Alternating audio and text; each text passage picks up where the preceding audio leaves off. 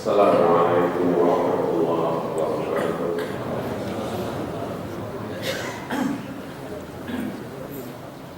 Innal hamdalillah nahmaduhu wa nasta'inuhu wa nastaghfiruh wa na'udzu billahi min shururi anfusina wa min sayyiati a'malina may yahdihillahu fala mudilla lahu wa may yudlil fala hadiya lahu.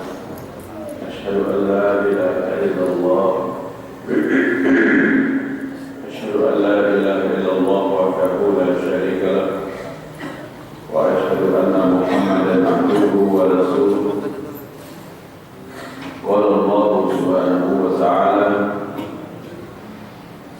يا أيها الذين آمنوا اتقوا الله حق تقاته ولا تموتن إلا وأنتم مسلمون.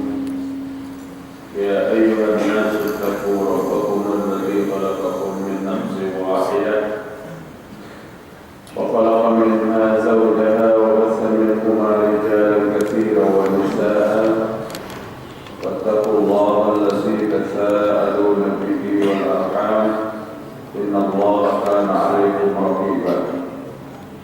فإن أصدق الحديث كتاب الله وخير الهدي هدي محمد صلى الله عليه وسلم وشر الأمور محدثاتها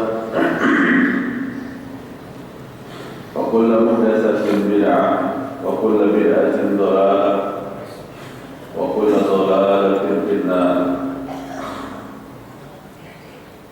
Alhamdulillah, kita bersyukur kepada Allah Subhanahu wa taala pada pagi hari ini, pagi Jumat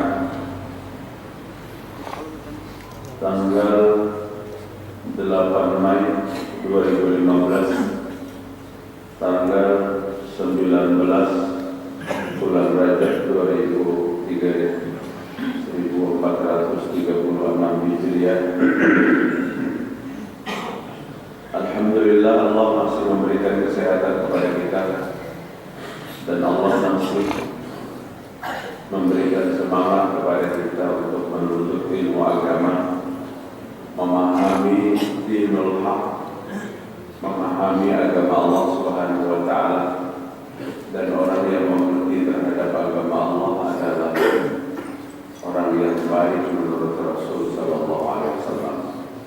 May yuridillahu bihi khairan yufaqihu fid-din. Dalam sebuah hadis yang diriwayatkan Imam Muslim, apabila Allah menghendaki seseorang itu menjadi orang yang baik, maka Allah pahamkan dia kepada agamanya Allah Ta'ala. Oleh karena itu, untuk pribadi dan mungkin sampai semua, setiap kajian-kajian yang kita hadiri, kita sama-sama berdoa.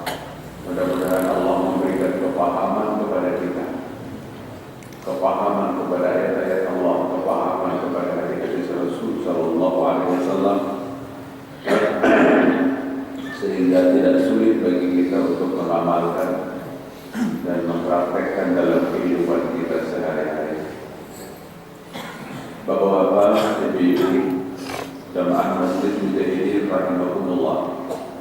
Pada kajian hari ini kita belum selesai membahas tentang tanda-tanda sifat-sifat orang yang beriman menurut Al-Quran Karim.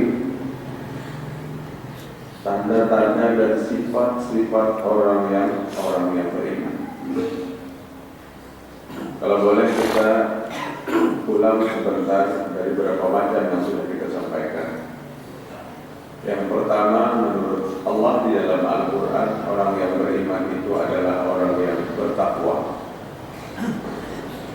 Yang kedua, orang yang beriman itu adalah orang yang tidak mencampur adukkan keimanan mereka dengan kemusyrikan. Orang yang beriman yang hanya 100% imannya kepada Allah, tidak ada kemusyrikan, tidak ada persekutuan kepada Allah, tidak ada tahayul, tidak ada khurafat, tidak ada macam bentuk yang berpeluang merusak kepada keimanan. Yang ketiga, orang yang beriman yang hanya takut kepada Allah Subhanahu wa Ta'ala. Maksudnya ketaatan dan ketakutan kepada Allah di atas daripada segala-galanya. Mencintai Allah dan Rasul di atas daripada segala-galanya. Sekalipun dia telah mencintai apa yang ada di lingkungannya, dia mencintai orang tuanya, dia mencintai anaknya, istri atau suaminya, kerabat keluarganya, dia mencintai usahanya, dia mencintai hartanya, dia mencintai rumah besarnya, tapi cinta kepada Allah di atas daripada segala-galanya. Yang keempat, orang yang beriman hanya orang yang istiqomah dengan apa yang dia ucapkan. Pada saat dia mengucapkan qalu rabbuna Allah summa istaqamu. Innal ladzina qalu rabbuna Allah, sungguhnya orang yang berkata Tuhan kami Allah, kemudian istiqomah dalam ucapannya. Istiqomah dalam ucapannya, memegang teguh apa yang dia ucapkan. Apa yang dia ucapkan antara ucapan dan kehidupan sehari-hari betul-betul memperlihatkan sebagai seorang yang beriman kepada Allah Ta'ala. Bukan keimanan itu hanya terletak pada sebuah ucapan, tapi keimanan itu ditindaklanjuti dengan amalia-amalia setiap hari, sebagaimana layaknya orang yang mengaku beriman kepada Allah, orang yang mengucapkan dua kalimat syahadat, asyhadu an la ilaha illallah la ma'budu bihaqqin illallah. Tidak ada Tuhan yang diibadahi dengan benar selain Allah. Kalau hari ini banyak orang yang mengaku beribadah, mempersembahkan kepada selain Allah, itu bukan sifat orang yang beriman. Ibadah apapun bentuknya yang dipersembahkan kepada selain Allah, itu bukan sifat orang yang beriman. Sifat orang yang beriman, la ma'budu bihaqqin illallah. Tidak ada yang diibadahi dengan benar kecuali Allah Ta'ala. Kemudian yang kelima, sifat orang yang beriman, mengucapkan, mencukupkan pertolongan hanya kepada Allah SWT. Dia meyakini pertolongan itu datang daripada Allah Subhanahu wa Ta'ala. Pertolongan itu semuanya datang daripada Allah. Allah mencarikan jalan dari lewat manapun, itu semua tidak pernah terlepas daripada skenario kekuasaan utama. Dari manapun jalannya pertolongan itu, tapi pada hakikatnya semua pertolongan itu adalah datang daripada Allah Ta'ala. Pada saat perang Badar terjadi pada tahun kedua Hijriah, perang perdana, umat Islam hanya 313 orang. Orang kafir yang dihadapi pada saat itu 1000 orang. Persis pada tahun kedua Hijriah itu bulan Ramadan terjadi peperangan. Tahun itu diwajibkan berpuasa. Prajurit yang 313 semuanya berpuasa. Berpuasa, apalagi puasa pertama, hanya belajar puasa, Masya Allah, lemahnya luar biasa. Nabi hadapi orang yang kuat-kuat, sudah pasukan tidak seimbang, sudah semuanya sedang berpuasa. Perang perdana, tapi apa kata Allah? Walaqad nasarakumullahu bi Badrin wa antum adillah. Dan sesungguhnya Allah telah memberikan pertolongan pada saat perang Badar. Kalian waktu itu dalam keadaan lemah dari tidak seimbangnya antara kedua belah pihak. Lemah pada saat mereka sedang melaksanakan ibadah puasa. Wa antum adillah, dan kamu dalam keadaan lemah. Yang 313 prajurit Badar mampu mengalahkan ribuan prajurit orang kafir. Perang pertama dan mendapat kemenangan yang luar biasa. Para prajurit meyakini semua pertolongan itu asli daripada Allah Subhanahu wa Ta'ala. tidak ada pertolongan lain. Mereka berangkat untuk berperang pun sudah ditargib oleh Nabi Muhammad SAW. Sudah diberikan briefing pengarahan tentang akidah, jangan pernah bergeser. Hanya kepada Allah Ta'ala. Hanya kepada Allah Ta'ala. Allah akan memberikan pertolongan. Allah akan memberikan nusrah. Dan itu keyakinan orang yang beriman. Orang beriman tidak pernah menukarkan ayat-ayat Allah dengan harga yang sedikit. Tidak pernah menjual belikan ayat-ayat Allah dengan harga yang sedikit. Maksudnya tidak pernah memaksakan satu dasar dari Al-Quran untuk dijadikan dasar dalam sebuah program yang kita lakukan. Padahal itu tidak tepat. Hari ini yang banyak terjadi seperti itu. Seharusnya rupiahnya sebelum kita melakukan sesuatu, gali Al-Quran dengan dalam, gali As-Sunnah dengan baik. Apa yang akan kita lakukan itu ada atau tidak dasarnya di dalam Al-Quran. Ini arti mencari kebenaran. Tapi bukan lakukan dulu, buat dulu sebuah program, kerjakan, kemudian cari Al-Quran atau hadis yang menjadi dasar, yang akhirnya dasarnya akan dipaksakan. Ayatnya kan begini, ayatnya begitu, dasarnya dipaksakan. Contoh umpamanya, kita sibuk pada saat Rabiul Awal dengan peringatan-peringatan kelahiran Nabi Muhammad SAW. Pada saat seseorang bertanya tentang peringatan itu dan menunjukkan dan dasar, ada yang berkomentar Nabi aja sendiri memperingati hari kelahirannya, kenapa kita tidak memperingatinya? Dengan alasan Nabi memperingati kelahiran Rasul dengan berpuasa pada hari Senin, yang dimana pada saat ditanya ya Rasul, kenapa berpuasa pada hari Senin? Karena hari Senin itu adalah hari kelahiranku. Padahal puasa Senin Kamis kalau kita buka dalam kitab-kitab hadis, perintah puasa dan hari Senin dan Kamis itu bukan perintah memperingati kelahiran Nabi. Tapi perintah puasa dalam hari Senin dan hari Kamis adalah saum tatawwu, fadilah puasa sunnah.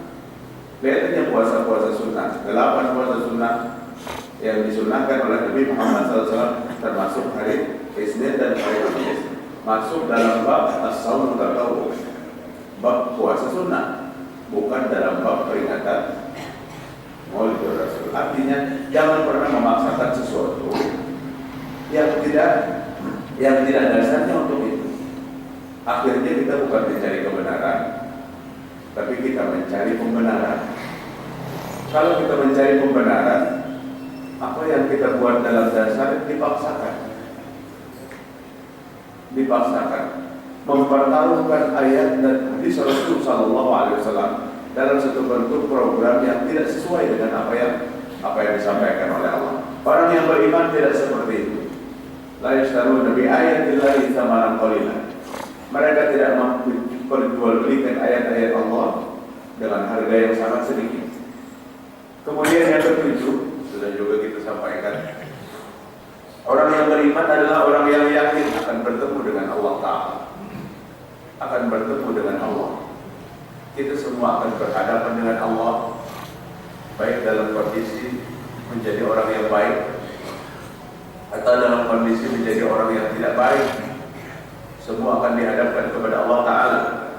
Walladzina yazunnuna annahum mulaqu rabbihim wa annahum ilaihi raji'un. Al-Baqarah 46. Dan orang yang beriman itu meyakini akan ada pertemuan mereka dengan Allah Subhanahu wa Ta'ala, dan mereka akan dikembalikan kepada Allah. Menurut beberapa hadis Rasul Sallallahu Alaihi Wasallam yang sahih kepada kita, kenikmatan bertemu Allah itu lebih nikmat daripada nikmatnya surga. Di surga ya Allah itu adalah kenikmatan yang paling tinggi. Bertemu dengan Allah Rabbul Alamin itu adalah kenikmatan yang lebih indah. Kita semua sebagai umat Nabi Muhammad SAW akan dihadapkan bertemu dengan Allah sesuai dengan kondisi kita hari ini. Ada yang bertemu dengan Allah dengan segala macam kesalahan yang pernah dia lakukan, sehingga pada saat diserahkan kepadanya, dia kita lah kafa binafsi nahsika 'alaika yawma hasibah. Iqra kitabak, bacalah catatan hidupmu hari ini. Bacalah catatan hidupmu yang kamu lakukan di dunia ini. Tidak pernah tersembunyi sedikit pun dari kehidupan kita. Kita diperintahkan untuk membaca tulisan-tulisan, catatan-catatan yang pernah terjadi dalam kehidupan kita. Karena hari ini adalah hari yang tepat untuk menjadikan perhitungan bagi kita. Artinya pertemuan dengan Allah dua macam. Pertemuan yang indah dan harmonis, dan pertemuan yang menjadikan Allah benci kepada kita. Yahya bin Mu'adz al-Razi rahimahullah, seorang ulama besar Ahlussunnah wal Jamaah, tuba liman arqarahu qabla ayyalqahu, mengatakan beruntung orang yang membuat Allah itu ridho, beruntung orang yang membuat Allah itu senang sebelum bertemu dengan Allah Ta'ala. Kapan kita membuat Allah senang? Pada kehidupan dunia yang fana ini. Karena di dunia ini tempat kita melakukan segala sesuatu yang tidak pernah tersembunyi sedikit pun, kelak di yaumil mahsyar akan diperlihatkan kepada kita. Orang yang beriman akan dipertemukan dengan Allah dengan pertemuan yang indah. Tidak ubahnya seperti orang yang bertemunya seorang kekasih dengan orang yang sangat dikasihinya. Pertemuan seseorang yang masing-masing merindukan. Luar biasa baiknya Allah Ta'ala itu dengan kita. Jika kamu datang kepadaku berjalan kaki, aku akan datang menemuimu dengan berlari. Jika kamu mendekat kepadaku sejengkal, aku akan mendekat kepadamu sehasta. Jadi Allah membalas keindahan ketaatan seorang hambanya dengan sesuatu yang lebih besar daripada itu. Orang yang beriman adalah orang yang akan bertemu dengan Allah dan yakin pertemuan itu. Orang yang beriman adalah orang yang meyakini pertemuan dengan Nabi Muhammad SAW. Hari ini digambarkan kepada kita Rasul memiliki rambut yang tidak keriting dan tidak lurus. Rasul memiliki rambut yang sangat hitam. Wafatnya terakhir tidak lebih daripada 30 uban di janggutnya dan di kepalanya. Memiliki hidung yang mancung, muka yang bersih. Apabila Nabi lewat di suatu kelompok yang duduk-duduk di pinggir jalan, maka mereka tahu bahwa itu Rasul yang lewat, sekalipun mereka tidak melihat. Dengan wanginya badan Nabi Muhammad SAW. Itu gambaran yang sampai kepada kita. Sekalipun tidak sedikit gambaran tentang Nabi Muhammad SAW itu digambarkan dengan sesuatu yang tidak benar, dengan sesuatu yang tidak benar. Tapi kalau di yaumil jazaa, di hari pembalasan, kita tidak melihat gambarannya lagi, tapi kita akan berhadapan dengan Nabi Muhammad SAW dengan syarat kita hidup di dunia ini tidak pernah meninggalkan, apalagi menggantikan sunnah Nabi dengan sunnah-sunnah akhir zaman, dengan sunnah-sunnah jahiliyah. Rasul mengatakan Alhamdulillah ala nasaras, Allah memurkai Allah kepada manusia itu 3 macam. Siapa yang dimurkai Allah kepada manusia 3 macam? Yang pertama, orang yang berbuat pelanggaran besar di tanah haram. Di Makkah Madinah tempat kita bertobat minta ampun kepada Allah, justru di sana menjadikan tempat kita untuk berbuat pelanggaran. Allah sangat murka. Yang kedua, orang beriman, seorang muslim yang masih memakai di dalam hidupnya cara-cara jahiliyah. Cara-cara jahiliyah sudah kita tinggalkan jauh. Tapi bagi seorang yang beriman yang masih dalam hidupnya memakai cara-cara jahiliyah, ini adalah orang yang sangat dimurkai oleh Allah Ta'ala. Orang jahiliyah punya hari besar, Pak, seperti kita punya hari besar.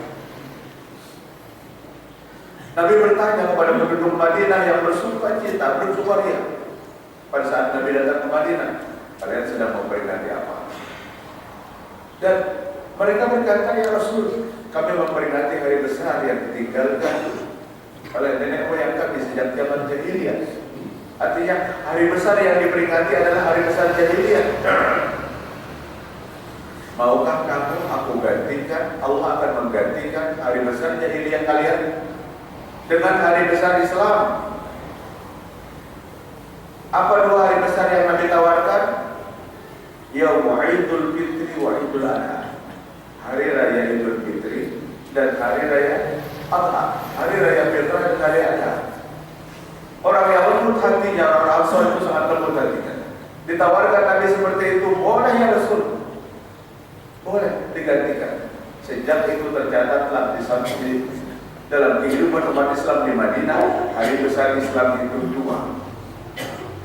Sampai zaman sahabat, sampai zaman tabi'in, sampai para tabi'in, sampai imam-imam mazhab, sampai tahun 200-an, 300-an Hijriah, sampai tahun 400-an Hijriah, sampai tahun 500-an Hijriah, sampai tahun sekian Hijriah, belum ada yang melebihi hari besar Islam sesuai dengan hari besar Islam yang dicatat pada masa Rasul SAW, Idul Fitri dan Idul Adha.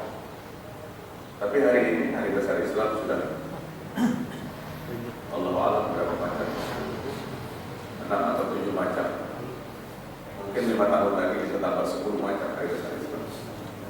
Padahal hari besar dalam Islam hanya 2 yang disampaikan oleh Nabi Muhammad SAW. Dan saat sebuah pertemuan dengan Rasul SAW, saya sudah pertemuan dengan Allah, kita melaksanakan apa yang Nabi perintahkan dan kita tidak pernah melakukan penggantian syariat. Penggantian syariat yang disunahkan oleh Nabi Muhammad SAW. Ana faratukum alal qut, kata Nabi. Aku orang yang pertama berdiri di depan telagaku. Semua umat Rasul, semua Rasul-Rasul itu punya telaga. Ada Idris, Nuh, Salih, Ibrahim, Ismail, Zakaria, Yahya, Isa. Itu punya telaga masing-masing yang akan mereka berikan kepada kaum-kaumnya. Tapi dari sekian Rasul yang punya telaga, maka telaga Nabi adalah telaga yang paling besar. Inna a'tainaka al-Kautsar. Sesungguhnya aku akan memberikan kepadamu al-Kautsar.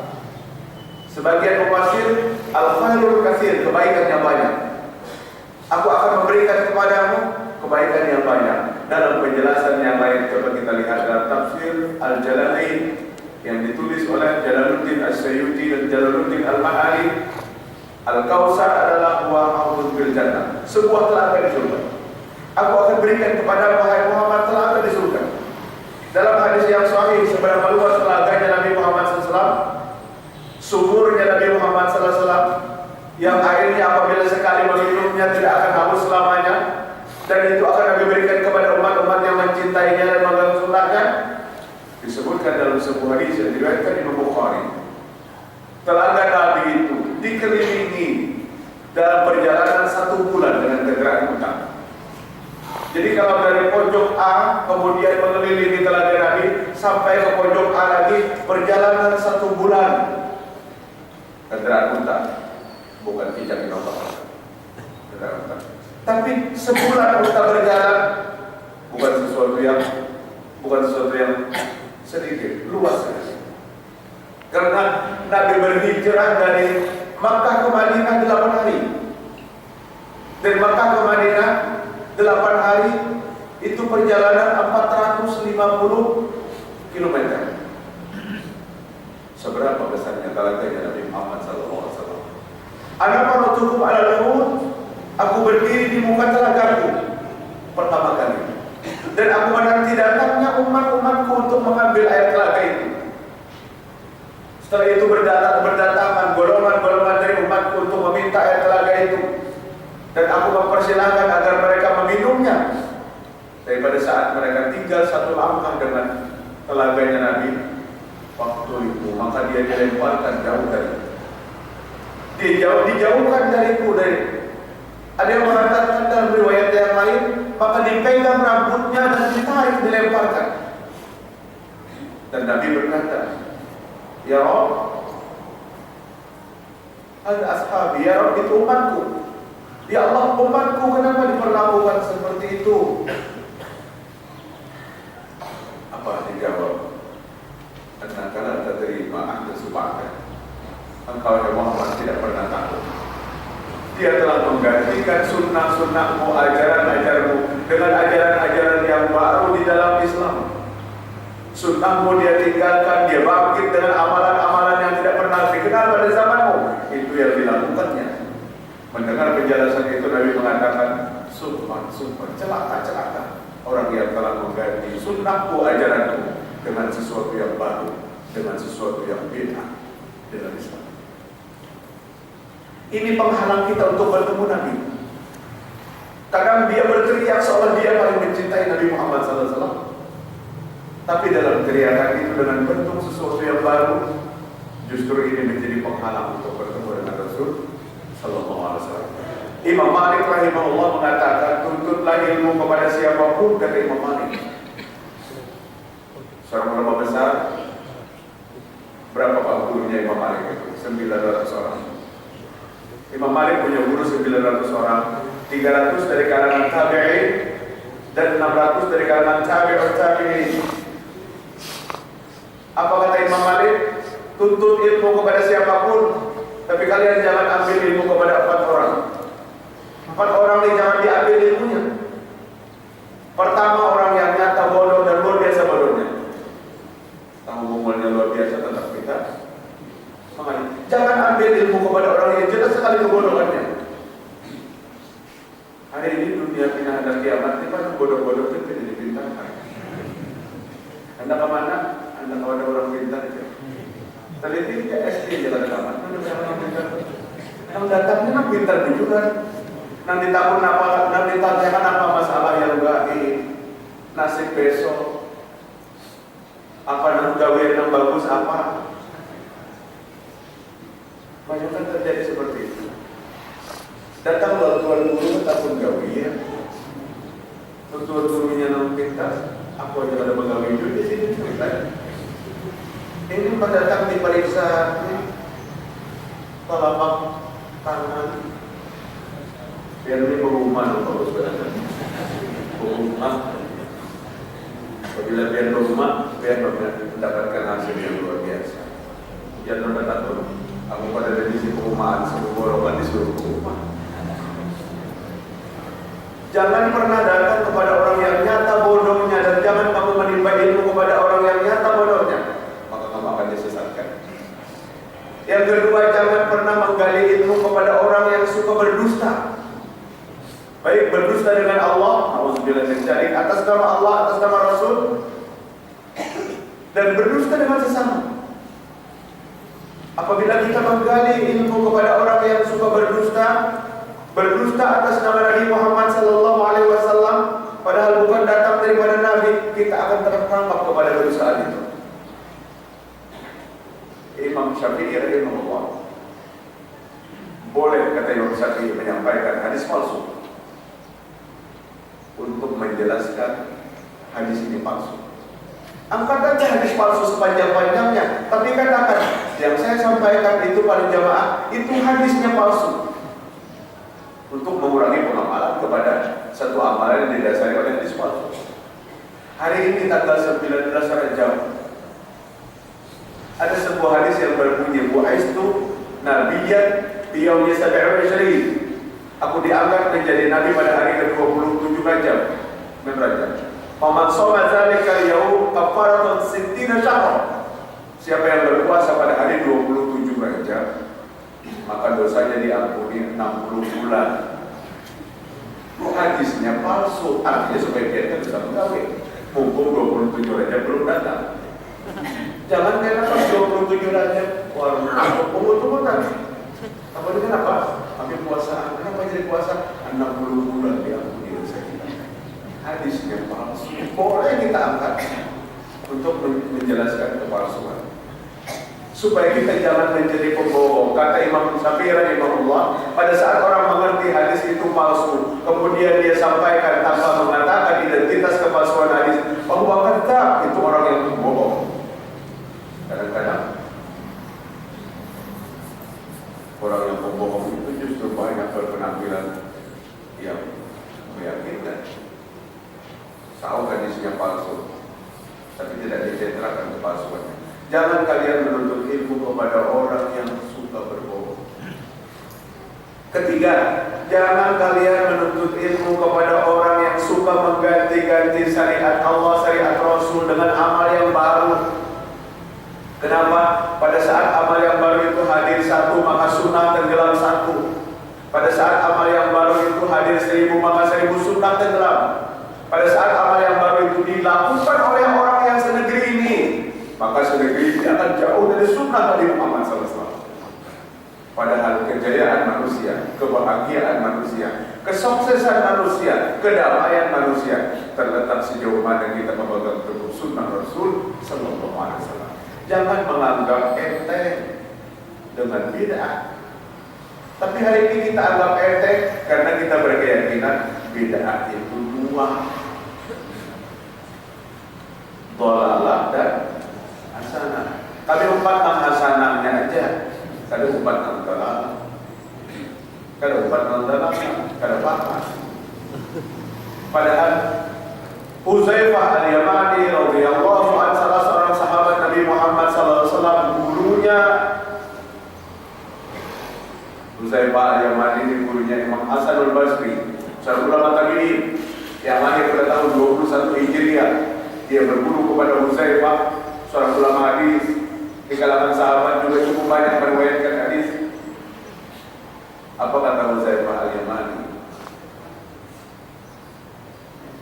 Apabila kalian melakukan satu bentuk amal ibadah yang kalian anggap amal ibadah, tapi ibadah yang kalian lakukan tidak pernah dikenal di zaman sahabat Nabi Muhammad SAW, fala ta'abbaduha, jangan kalian berkata ini ibadah.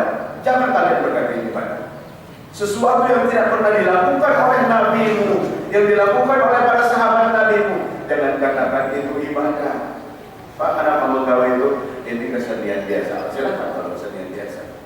Tapi kalau kesenian habis-habisan sampai terbau 45 ekor di motor, pada ta'abbaduha, jangan kamu mengklaim satu ibadah yang tidak pernah dilakukan oleh para sahabat Nabi Muhammad SAW. Yang keempat, jangan kalian menimba ilmu kepada seseorang yang ahli ibadah. Kita terperangkap kepada orang yang ahli ibadah. Kadang-kadang tangannya selalu basah, jenggotnya selalu mengalir air wudhu. Kita tertarik, padahal mereka belum mengerti ibadah yang mereka lakukan. Belum mengerti ibadah yang mereka lakukan apakah dilandasi dengan hadis yang sahih atau hadis yang tidak sahih. 4 macam kata Imam Malik, jangan kalian ambil ilmunya, karena jika kalian ambil ilmunya, maka penyakit yang ada padanya akan tertular kepada kalian umat ini. Nauzubillah min dzalik. Bapak hadirin rahimakumullah, orang yang beriman akan dipertemukan dengan Allah dan yakin akan terjadi pertemuan itu. Pada ayat 110 surah Al-Kahfi, "Faman kana yarju liqa'a rabbih falya'mal 'amalan shalihan." Barang siapa yang mengharapkan perjumpaan dengan Tuhan, dengan Allah, falya'mal 'amalan shalihan, hendaklah engkau beramal dengan amal yang salih, wa la yusyrik bi ibadati rabbih ahada, dan jangan dalam ibadah itu mensekutukan kepada Allah dengan seorang jua. Kemudian orang yang beriman adalah orang yang meyakini akan datangnya hari pembalasan. Orang yang beriman adalah orang yang yakin datangnya hari kiamat. Orang yang tidak pernah ragu datangnya hari kiamat. Orang yang tidak pernah berpikir, sudah kalau masuk kubur selesai urusannya. Itu adalah orang yang tidak yakin dengan hari pembalasan. Masuk kubur bukan urusan selesai, tapi masuk kubur adalah urusan baru yang sangat dasar. Sampai orang yang dikubur sampai menghadap, sampai ke padang mahsyar, sibuk dengan apa yang mereka hadapi. Jangan pun menengok anak cucu pada hari ke-40 dari kematiannya, mengingat aja dia tidak pernah. Dia repot sekali dengan urusan yang dihadapinya. Lebih repot berjuta-juta kali repotnya kita di dunia. Jangan pernah beranggapan seperti itu. Mereka tidak mampu lagi kecuali pertolongan yang hidup. Bagaimana yang hidup menolongnya dengan doanya, dengan permohonan ampunnya, lebih-lebih anaknya yang memohonkan ampun kepada Allah atas segala dosa dan kesalahannya. Hanya itu yang diharapkan. Atau dia mengharapkan amal yang pernah dia lakukan yang mengalir ke kuburnya. Nabi Muhammad SAW pernah menyampaikan ada 7 amalan manusia. Ada 7 amalan manusia di dunia ini yang selalu mengalir ke dalam kubur. Sudah kita sampaikan, tapi bagus ini kita ingat-ingat. bisa melakukan ini karena ini sangat bermanfaat bagi kita. Apa 7 amalan itu? Dalam sebuah redaksi hadis, sab'un yajri lil 'abdi, ada 7 macam yang mengalir pahalanya bagi seorang hamba sekalipun dia sudah berada di alam kubur. Dari Anas bin Malik radhiyallahu anhu, qala Rasulullah sallallahu alaihi wasallam, sab'un yajri lil 'abdi ajrahunna min ba'di mauti. Ada 7 macam amal manusia yang orang dia sudah mati, tapi pahalanya tetap mengalir ke dalam kubur. Yang pertama, sedikit ini kita tambahin. Man 'allama 'alima, orang yang mengajarkan ilmu yang bermanfaat. Orang yang memperkenalkan dia dengan Allah. Orang yang memperkenalkan dia dengan Al-Quran. Orang yang memperkenalkan dia dengan ketauhidan. Orang yang memperkenalkan dia sehingga dia mampu sholat dengan baik. Satu orang guru yang mengajarkan tentang ilmu. Oleh karena itu jangan pernah kita menganggap guru-guru yang menyampaikan kita tentang ilmu apalagi Al-Quran jangan kita anggap sebelah mata. Tapi kadang-kadang mereka penampilannya tidak seperti kita. Boleh di pasar dengan sepeda ontel, pakul kayu ini, apa ngarannya di sepedanya, nanti tukari uang sayur, kemudian ketemu mantan muridnya yang sudah mulai luar biasa. Muridnya ingat itu guru ngaji dulu, assalamualaikum, dicium tangannya, waalaikumsalam. Sekalipun ada seorang balik menciumnya. Kadang-kadang jadi balikan seorang Suatu hari di Riau di sebuah desa di daerah Sungai Lampu sana untuk mengisi pengajian karena kawan waktu di Pondok Darussalam itu kumpul di situ. Akhirnya tolong diisikan acara kajian. Tahu ya apa acara kajian nanti di situ. Nah, cuma kawan pulang ke sana. Itu di muka masjid di muka Isma. Ada gitu dulu datang. Bapak pun bersalawar biasa, bapak itu biasa. Matinya mana tuh? Yang biasa datang. Jadi cari kawan, ini ustadznya, maaf, sudah ada orang harga lagi. Kadang-kadang dibalik ke sholat, bapak itu orang kalau tangannya sampai ke dalam masjid itu bapak ya sudah itu. Ada kulitnya pulang. Botol bahan buluna, tiup makan buluna, anak buluna, dia kayak apa kan dia? Jadi kan bisa tiup. Ada yang supaya anak jangan nakal, ada supaya usaha harami macam-macam. Ada bawa tiupan.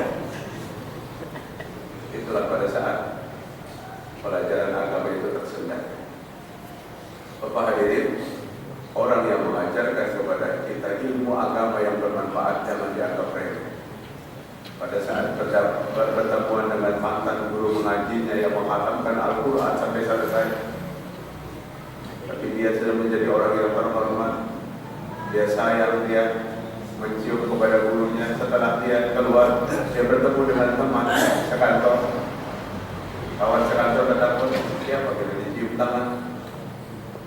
Dia guru kami, guru apa? Penampilannya kan seperti seorang guru Al-Quran Jabang. Nangka Jabangnya namanya kita kan.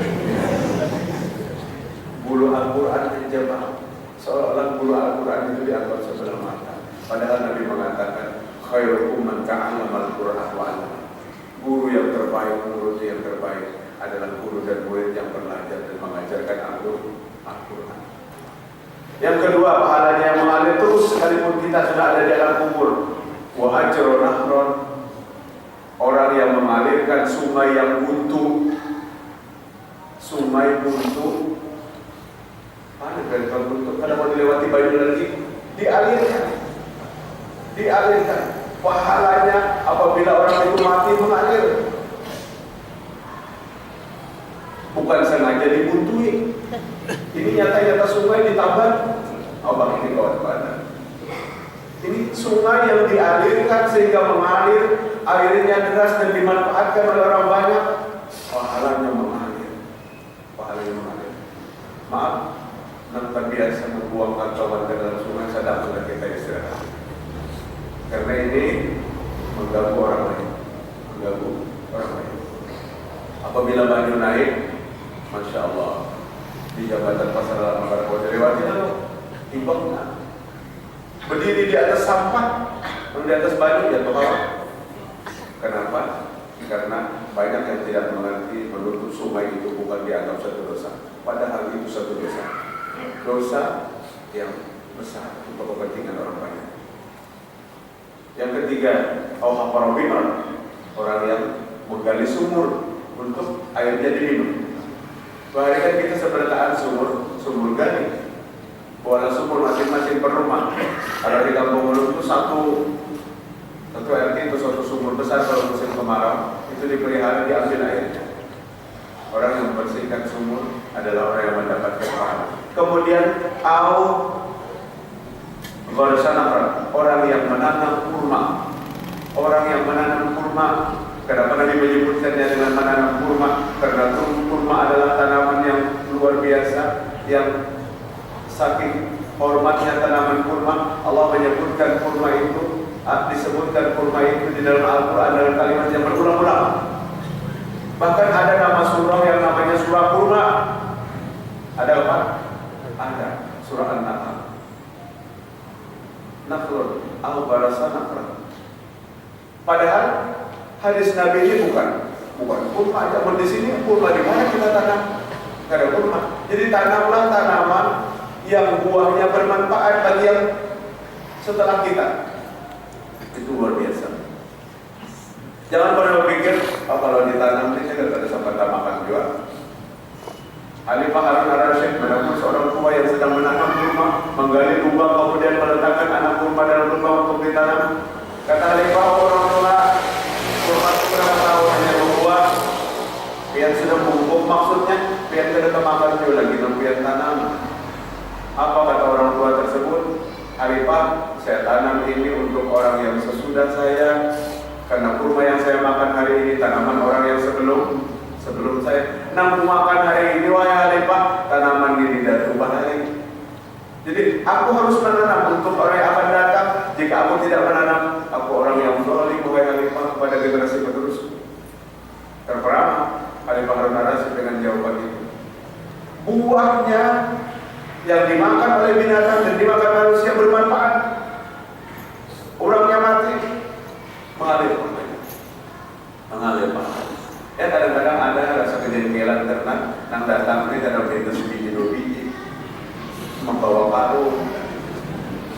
Maka waktu mengambil kampungnya ada. Tapi pada saat kita sumpah serapah, ada tabulik juga. Tanam mangga di muka rumah, maka milih bibit mangga ke telur tangga.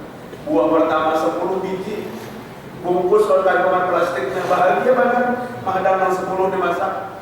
Pada saat giliran masak anak turun sembahyang subuh ke Masjid Mujahidin, tertinggalkan kantong plastiknya aja mana kurang. 10 bijinya diputih kurang, jengkel hati, macam-macam. Padahal kita memamai atau kita kadang memamai yang 10 biji sudah terjaga kembali lagi. Ikhlaskan segala sesuatu yang dimakan oleh binatang dan dimakan oleh manusia adalah pahala yang mengalir.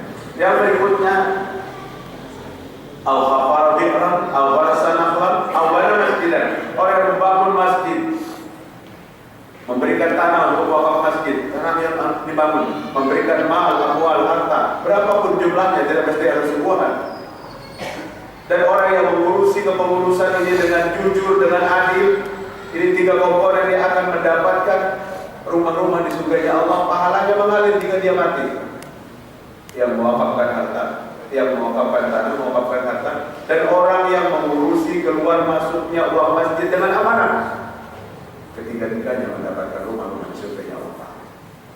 Kemudian awarasa mushafan, orang yang mewariskan mushaf, mewariskan Al-Quran. Sudah saya sampaikan di beberapa kajian. Beli Al-Quran 100 biji berapa harganya hari ini? Al-Quran saya terlalu mahal. Beli Al-Quran 100 biji, taruh di Masjid Mujahidin 10, taruh di Masjid Ar-Rahmah Sungai Andai 10, taruh di mana-mana 10. Kemudian setelah ditaruh di masjid-masjid, masuk ada yang mau sholat duha, setelah sholat duha diambil itu Al-Quran dia baca 10 ayat, yang memberi Al-Qurannya sudah dalam kubur, mengalir pahalanya sampai ke alam kubur. Orang yang memberikan mushaf, memberikan Al-Quran untuk dibaca, ini manfaatnya luar biasa. Yang kemudian yang berikutnya, taraka waladan yastaghfirullah. Orang yang meninggalkan anak 1, 2 atau 5 orang, tapi anaknya itu selalu memohonkan ampun kepada Allah untuk dosa-dosa kesalahan kedua orang tuanya. Jadi harapan mati setelah nanti dia mati dimohonkan ampun. Dan Allah memerintahkan itu kepada dia untuk memohonkan ampun kepada Allah Ta'ala untuk orang tuanya, untuk siapapun. Sampai pada saat mau penguburan jenazah, selesai penguburan jenazah, apa kata Nabi Muhammad SAW? Istaghfiru li akhikum, yang hadir di penguburan ini mohonkan ampun saudaramu yang ada di kubur. Wasallallahu tasbih, mintakan kepada Allah agar dia mendapatkan kekuatan di dalam kubur. Apa doanya? Memintakan agar dia mendapat kekuatan. Allahumma ighfir lahu wa tsabbithu. Allahumma ighfir lahu wa tsabbithu. Dan disunahkan pada saat proses pemakaman jangan ada yang duduk, semua berdiri. Disunahkan masuk ke area penguburan dengan melepaskan sandal. Kita berdiri, jenazah masuk ke dalam kubur, bismillah ala millati Rasulillah. Ini kan sempat lagi bismillah ala millati Rasulillah, karena seiring dengan masuknya jenazah ke dalam kubur, di pojok sana ada yang azan, maka suaranya bagus. Akhirnya yang hadir sibuk menyebut azan. Nabi suruh bismillah ala millati Rasulillah. Kadang sempat membacanya, kecuali tuan kubur, dan sempat membaca sedikit. Masuk jenazah ke dalam kubur ditutup. Kemudian yang diperintahkan oleh Rasul, istaghfiru li akhikum, mintakan ampun saudaramu. Wasallallahu tasbih, mohonkan kepada Allah agar dia mendapat kekuatan. Allahumma ighfir lahu wa sabbithu, ya Allah ampuni dia dan kuatkan dia. Diulang-ulang boleh, karena Nabi tidak pernah membatasi berapa kali doa itu kita baca. Allahumma ighfir lahu wa sabbithu, Allahumma ighfir lahu wa sabbithu, Allahumma ighfir lahu wa sabbithu. Itulah prosesi yang diajarkan oleh Islam. Dan orang yang meninggalkan anak 1, 2 atau 3 orang, baik bagi kita orang tua yang sebelum mati ini punya anak yang banyak. Nanti kalau bapak sudah meninggal, kalau abah sudah meninggal, tolong ikam lagi hidup, sisihkan 4 kali, 5 kali sehari setiap sholat 5 waktu. Jangan lupa berdoa, Rabbighfirli wa liwalidayya warhamhuma kama rabbayani shaghira. 7 macam pahala yang mengalir pada saat kita sudah masuk di alam kubur. Subhanakallahumma wa bihamdika asyhadu an la ilaha illa anta astaghfiruka